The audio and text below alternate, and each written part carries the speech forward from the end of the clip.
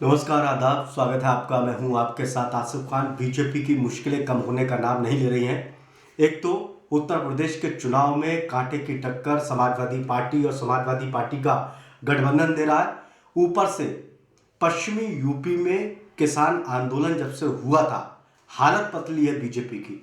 लेकिन अब संयुक्त किसान मोर्चा ने जो ऐलान किया, उस ऐलान के बाद बीजेपी की बेचैनी और भी ज्यादा बढ़ गई। दरअसल संयुक्त किसान मोर्चा की एक मीटिंग हुई और उसमें यह फैसला लिया गया कि 31 जनवरी से एक बार फिर से आंदोलन खड़ा किया जाएगा। और यह आंदोलन होगा कि जो भी अधिकारी हैं, एसडीएम, डीएम, उनके दफ्तर का घेराव होगा और एक ज्ञापन सौंपा जाएगा। और उस दिन 31 जनवरी को विश्वासघात दिवस किसान मनाएंगे, जो किसान आंदोलन में शामिल हुए थे। ऐसे में अब बीजेपी बहुत ज्यादा परेशान है। चुनाव का वक्त है। पश्चिमी यूपी में आपने देखा कि बीजेपी के बड़े बड़े नेता अमित शाह डेरा डाले हुए हैं। प्रधानमंत्री ने भी वहां पर रैली की थी और इसके अलावा मुख्यमंत्री का कई दौर की रैली वहां पर हो चुकी है। किसानों की नाराजगी दूर करने की कोशिश बीजेपी कर रही है। लेकिन इन सब के बीच किसान नेताओं ने एक बहुत बड़ा ऐलान कर दिया कि 31 जनवरी को विश्वासघात दिवस वो मनाएंगे और अधिकारियों के दफ्तरों का घेराव करेंगे। दरअसल ये किसान नेता नाराज है। उनका कहना है कि विश्वासघात दिवस इसलिए मनाएंगे क्योंकि जो बात केंद्र सरकार और किसानों के बीच में हुई थी, जिस पर सहमति बनी थी, उसको लेकर बीजेपी अब मुकरती दिखाई दे रही है। क्योंकि बीजेपी ने कहा था कि एमएसपी कोई लिखित में गारंटी देंगे, कानून बनाएंगे और इसके लिए एक कमेटी बनेगी, किसान नेताओं को भी शामिल किया जाएगा। लेकिन अभी तक कोई कमेटी बीजेपी के द्वारा या केंद्र सरकार के द्वारा नहीं बनाएगी। दूसरी शर्त यह थी कि आंदोलन के दौरान जिन किसानों के ऊपर मुकदमे हुए थे, उन मुकदमों को वापस लिया जाएगा। लेकिन उन मुकदमों को भी वापस अभी तक नहीं लिया गया, ठंडे बस्ते में उसको भी डाल दिया।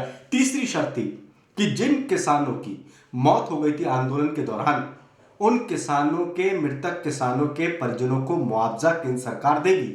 लेकिन अभी तक मुआवजे का ऐलान भी नहीं हुआ। तो ये तीन बड़ी मांगे थी जो किसानों की, और इस पर सहमति बन गई थी। किसान अपना आंदोलन खत्म करेंगे, इसी बात पर सहमति थी कि इन बातों को, इन शर्तों को केंद्र सरकार मानेगी, उस पर अमली जामा पहनाएगी। लेकिन अभी ऐसा नहीं हुआ।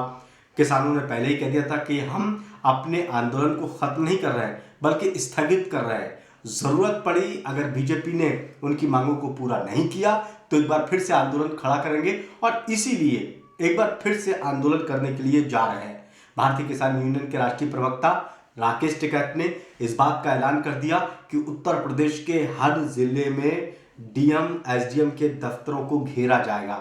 ऐसे में सवाल ये उठता है कि चुनाव का वक्त है और किसान अगर आंदोलन को फिर से चलाते हैं, डीएम और एसडीएम के दफ्तरों को घेरने की कोशिश करते हैं, तो जो बीजेपी अभी तक लगी हुई है कि किसानों की नाराजगी किसी तरह से दूर की जाए, तो फिर उसमें सफल नहीं हो पाएगी।